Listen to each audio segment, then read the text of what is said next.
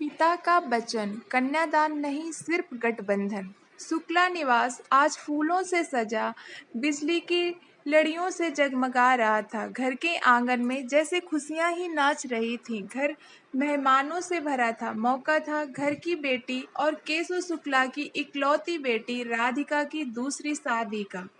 बारात दरवाजे पर पहुंची। सभी का यथोचित सत्कार कर शादी की रस्में शुरू हुई। दूल्हे अमन को देखकर केशव जी और उनकी पत्नी सुनीता जी की आंखें भर आ रही थीं। बार बार आंखों को पोंछकर सभी की आवभगत में लगे हुए थे। सारी रस्मों के बाद कन्यादान का समय था। केशव जी अपनी पत्नी के साथ बैठे थे। बेटी राधिका का हाथ अमन के हाथ में देने को आंखों में आंसू थे। जाने इस शादी की खुशी के या पिछले दिनों जो बेटी ने सहा उसके लिए। पंडित जी ने कहा, यजमान कन्यादान की रस्म शुरू करते हैं। केशव जी रुंधे गले से बोल पड़े, पंडित जी कन्यादान नहीं सिर्फ गठबंधन।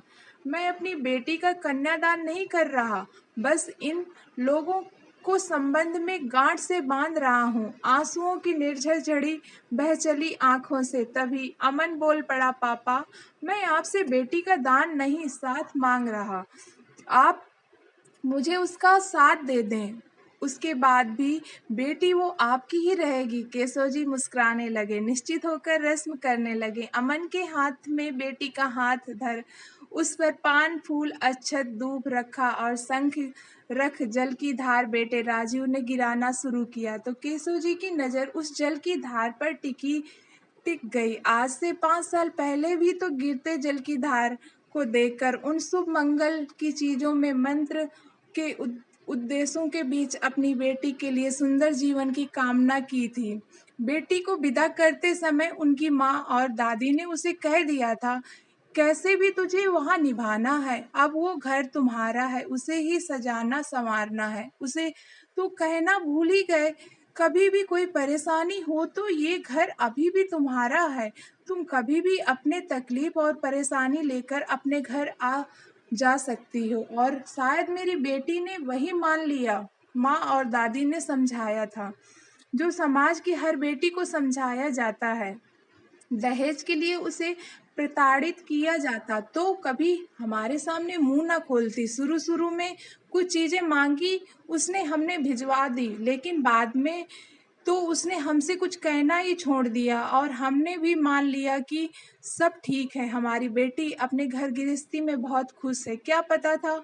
और उसने भी तो एक आवरण डाल रखा था अपने ऊपर। एक दिन संयोग से मैं उधर से गुजर रहा था, सोचा कि बेटी से मिलता चलूं।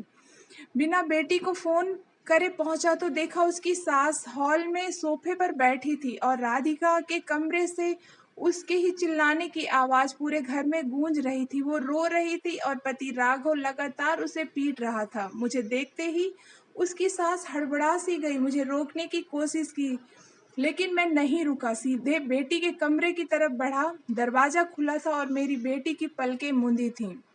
अब वो शांत थी, शायद अचेत हो गई थी। तब तक उसे कोमल सुकुमार देह पर इतने काले निशान। जिस बेटी को तेज आवाज से बोल दो तो उसकी आंखों से आंसू टपक पड़ते थे। बेटी, मैंने भागकर राघव के न जाने कितने थप्पड़ लगा दिए, मुझे खुद ही याद नहीं। वो दानव धीरे से पीछे हट गया। बेटी राजीव को फोन किया, एम्बुलेंस आई और मेरी बेटी हॉस्पिटल के बिस्तर पर थी। क्या यही सब के लिए विदा किया था बेटी को? वहां जाकर राजीव के डॉक्टर दोस्त अमन ने बताया कि बेटी को 3 महीने का गर्भ था। सुनकर जैसे हमारी तो दुनिया ही पलट गई। इस स्थिति में मेरी बेटी पर इतना जुल्म। रोते रोते जया जी की तबीयत बिगड़ गई। उसे हॉस्पिटल में भर्ती कराना पड़ा। बस क्या था, पुलिस में रिपोर्ट लिखवा दी और सोच लिया कि मैं अपनी बेटी का दान वापस लूंगा। राधिका को होश आया और जब पूछा तो उसने बताया कि कल मार इसलिए पड़ी क्यों कि उसके गर्भ में बेटी थी और वो दानव इस बच्ची को मार देना चाहते थे। माँ के गर्भ में राधिका ने उसका विरोध किया, जिस पर उसकी ये दशा हुई। उस काले अध्याय को बेटी के जीवन की किताब से फाड़ फेंका मैंने।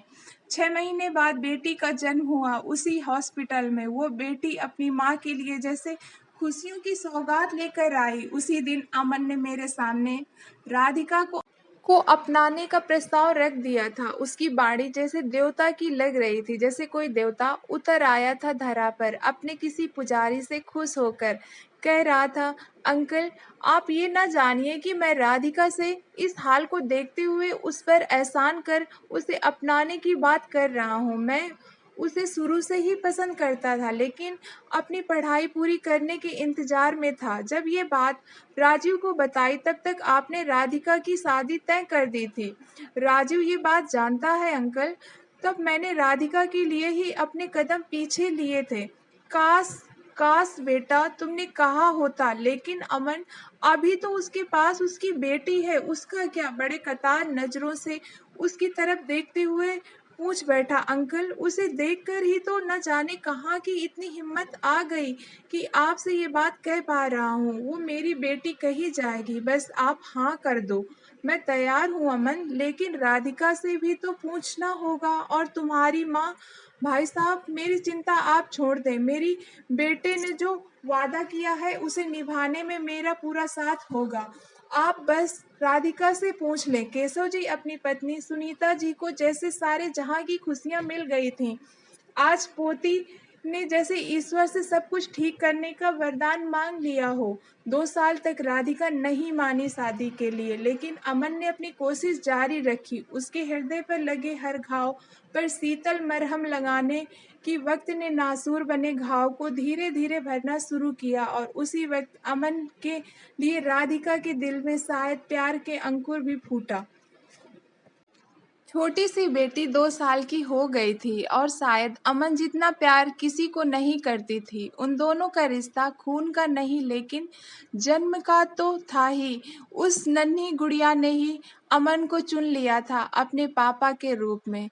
अमन की 2 साल की तपस्या पूर्ण हुई, और आज ये दिन आया जब मैं फिर बैठा हूँ देवताओं, गुरु से श्रेष्ठ जनों के सामने बेटी का गठबंधन करने, कन्यादान के रूप में। दोस्तों, आशा करती हूँ ये कहानी आपको पसंद आई होगी। आपको कहानी पसंद आई हो तो प्लीज़ चैनल को लाइक करना और सब्सक्राइब करना।